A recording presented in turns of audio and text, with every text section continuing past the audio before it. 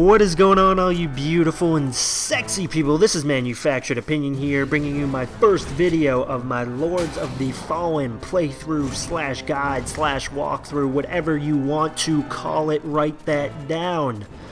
So today we're going to be talking about the first Warden, which is the first quote-unquote boss fight of the game in the tutorial section. About 5 to 10 minutes through the tutorial section, you'll encounter this boss, which is actually a pretty cool designed boss, fun boss fight. He drops the Persistence Greatsword, which is actually a pretty damn cool greatsword, but there isn't anything special to note unless you're able to defeat him without taking any damage. And I love, let me just say this right now, I love how they added another layer of difficulty to these boss fights, and let me emphasize that they are in every single boss fight. Every single boss fight has a special way you can defeat them to get a special ability attached to their weapon slash armor, which is really, really cool.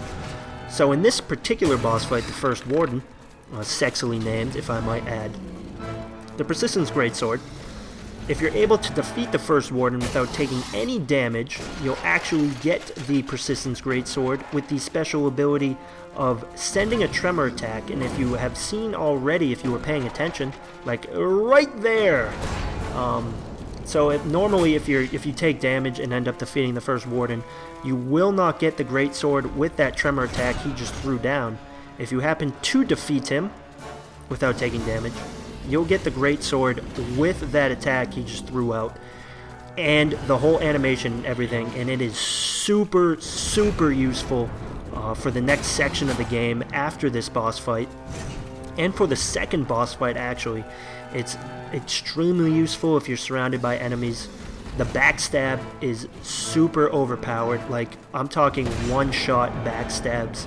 It is absolutely absurd. The running jumping attack, as I like to call them, the flying monkey attack, is super, super awesome. Great animations. Definitely something, I mean, you'll get it either way. If you happen to take damage, you'll still get the Greatsword. Doesn't really matter that much, but if you happen to take an extra 15-20 minutes, and that I call him the Black Swan final form, when he does that ballerina attack, swinging all over the room. That's the Black Swan final form. Super sexy, if I say so myself. Yep, there he goes. I'm sorry, that makes me laugh every time. He's got the loincloth and everything. It's just perfect. But anyways, first clip.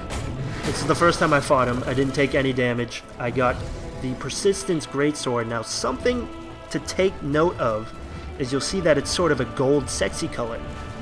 If you defeat him with taking damage, it'll only be purple. Now, the difference is the gold item, the gold Greatsword, will have the special ability. The purple one does not. Same weapon, one has a special ability and one does not. No, I'm being redundant, but I need to get that into your head, so you spend the extra time to make sure you get this. It makes the beginning of the game so much easier. The game isn't that hard in and of itself, but that's a completely different video. And if you've played Dark Souls, you should have absolutely no problem defeating this boss without taking damage. As much as I hate all the comparisons on the reviews to Dark Souls for this game isn't a Dark Souls sequel. It wasn't made by the Dark Souls team. It's inspired by Dark Souls, absolutely, and you should note it, but you shouldn't review it solely based on a comparison to Dark Souls. But I digress. That's another video in and of itself. So, first clip, you'll see I'll walk up here. It actually takes me quite a bit of time. I don't know what I was doing. I was derping around. I was, fapping to myself that I just defeated the boss without taking damage. I don't really know what I was doing, but it takes me a while to take the weapon. As you'll see, Persistence, it's gold. Now, I created a new save game and went back and fought the boss, taking some damage, and you'll see that it is a purple weapon. Just to show you that I'm not lying, that it's actually, there is a difference in weapons. And there he goes, and you'll see that the Persistence that I pick up after this boss fight is purple. So it's definitely something you're going to want to spend time doing. And there's actually one other clip I wanted to show you here. There is a secret room, I guess you could call it, behind a wall that you can destroy. Now, normally the walls in this game that look like they can be destroyed, all you have to do is hold up your shield run at them and then press R1 and you should be able to bash through the wall. But for some reason it doesn't always work on this particular section. So I've found sort of a glitch if you're having trouble getting through the secret wall. That should help you. All you have to do is walk up to the wall, switch shields. Hopefully you have 2 shields. If you don't, you just run through, you know, the second area of the game. There's actually quite a few chests that have shields. Just make sure you have 2 shields. Just switch your shields in front of the broken wall, and you'll actually just glitch right through the wall, which I found super useful because I cannot get, for the life of me, maybe I'm just a derp. Actually, we all know I'm a derp, so it's not really something we need to debate. But if you can't get through the wall like I can, like I can't, all you have to do is walk up to the wall, switch shields, and you'll actually just glitch right through it like that. And there's actually some pretty damn good loot in here.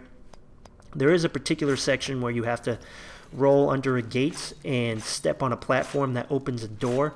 What I found useful if you're a warrior is to use the mimic prayer, and you'll actually have your double stand on the activation plate while you go run to the door and kill the spider. I actually died to the spider my first time. I actually died to the spiders a lot. Helpful tip for the spiders: run behind them and hit them in their sexy egg sacs and they will die. But that is that. I hope you guys, you know, kind of found this video somewhat useful. It is the beginning of the game, so obviously persistence will be outclassed later on in the game. But for the next sections, it is super useful, duper useful, guys. So it's definitely something you're gonna want to pick up. Just make it that much easier, especially for the second boss fight. So I hope you guys enjoyed. I hope you're enjoying Lords of the Fallen. And most importantly, I hope you're enjoying life, and I will see you in the next video, you sexy people. Take care now.